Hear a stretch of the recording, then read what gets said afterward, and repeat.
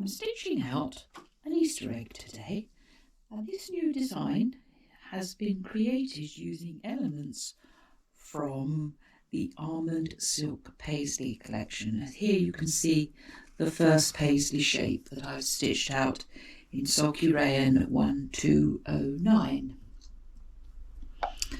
And I'm going to work through and show you some of the basics of this egg, which I am stitching out in a 240 by 150 hoop. I am using 2 layers of Stitch and Tear stabilizer, and my ivory silk dupion has been attached to those layers. It's not been hooped, it's laying on top. It was laid in place with temporary adhesive spray, and then a box of stitches is holding everything together, which is my preferred way of embroidering on silk. We are now going to do another little paisley shape.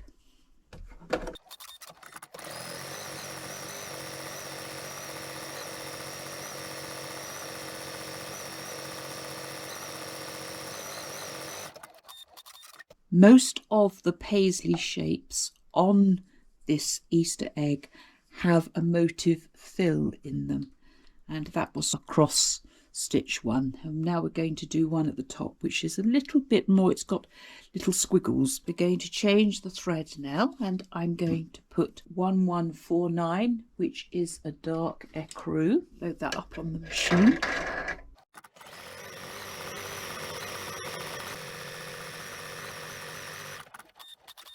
Now this is one of the larger paisleys, and in this design you have the option of stitching out this motif fill, or you can do an applique. If you were going to do the applique with a little piece of silk fabric, obviously you wouldn't do those motif stitches like I've done. I'm going to do both so you can see how it works out. For this particular Easter egg, I've chosen designs, colours that are very spring-like. Lots of greens and yellows.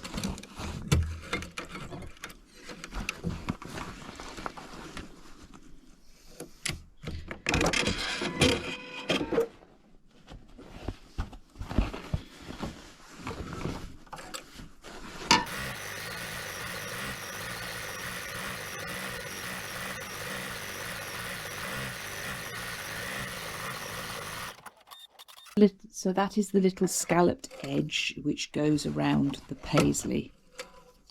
The next stitch is actually, the next colour shows the outline of the applique, and that's quite obvious that it's going to go inside there, so I'm not going to stitch that out. So we have a placement line. I'll move on to the next one, which are the zigzag stitches. Now how this will work, got a horrible bit of gunk on the end of my glue pen. Right, I'm going to put my, and the glue pen's going to go all over the place because the stitches are making a mess of it, so do it with my finger. I just thought it'd be interesting to see what would happen if the motif stitches were underneath. Now I need a cloth to clean up my fingers. Let's lay this piece of what I would call antique ivory over that area. I've laid it down now, but one of the options I could have chosen to put the threads a sort of a 45-degree angle, which would have been interesting. I'm ironing it in place with my finger, or you can use a stylus for this, and I'm still going to have the stylus in my hand so that if I quickly see something that I want to alter, I don't have to put my fingers near the running machine. So I'm going to put the ivory thread back in,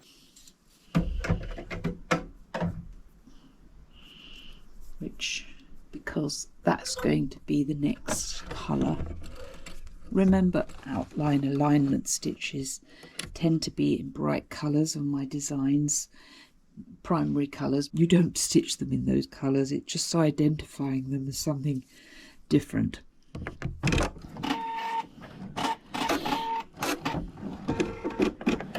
Yeah.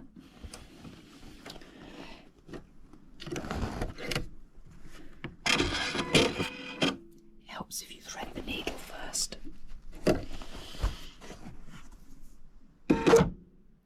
Just take my machine back to the beginning.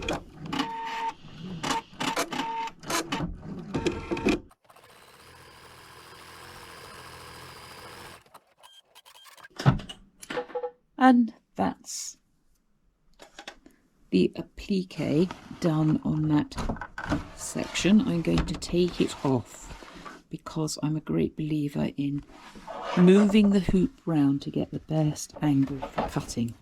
Now, these are my Husqvarna scissors. As you can see, they've got a double curve and they do make cutting a lot easier, especially when I've got to get underneath the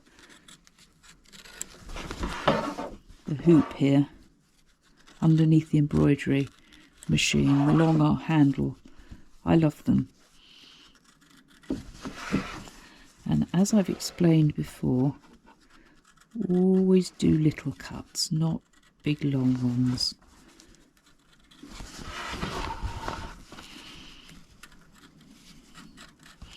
And at this point, if you're not happy, there is absolutely no reason, or actually you could do it even before you trim. You can do the zigzags again for extra security. Now this inner curve's always a little bit more of a challenge, but just go slowly.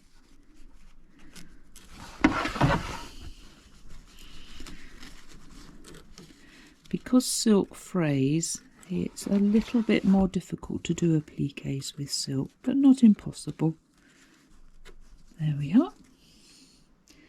And we always have the odd little thread hanging around. I'm going to pick that one up, but I'm not going to touch any more of them. Put that back onto the unit, and I'm going to go back and stitch those zigzags again.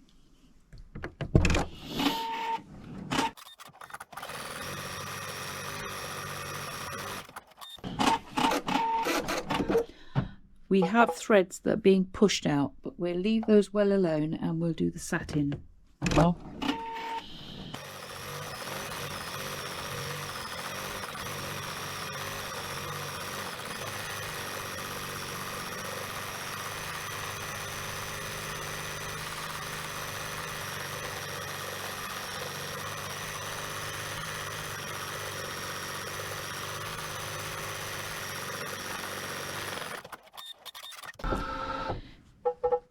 You have got a few fluffy edges sticking up. I would leave them well alone. When it comes out of the hoop, you can trim them away. It's easier than trying to do it when it's still in the hoop.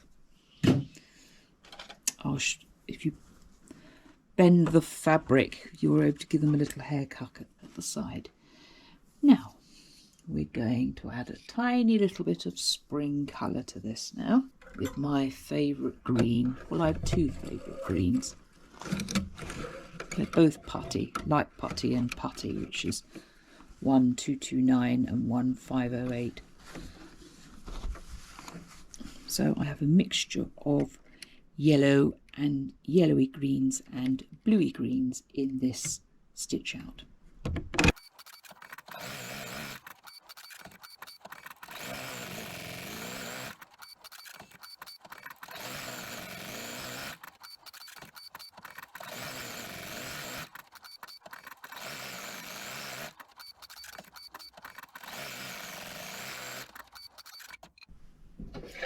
Right, those are our little light green swirls. Now we're going to go back to our avocado thread, which is 1209.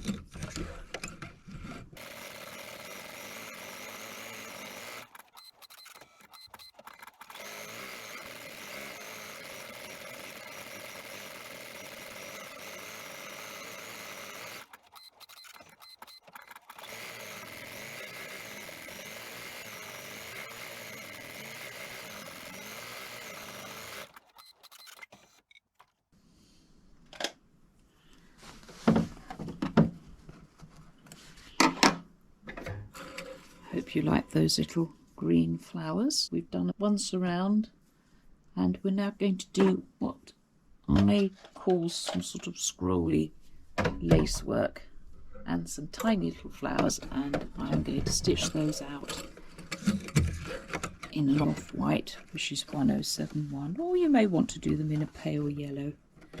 But we've got some yellows and golds coming. On my list I've got gold down as the next one, but I've been looking at them and I've decided to go for 1066, which is just a little bit, it's not quite as dark as 1070, which is a gold. It's a little bit more yellowy. A gorgeous spring. Vibrant lemon, if you can have a vibrant lemon.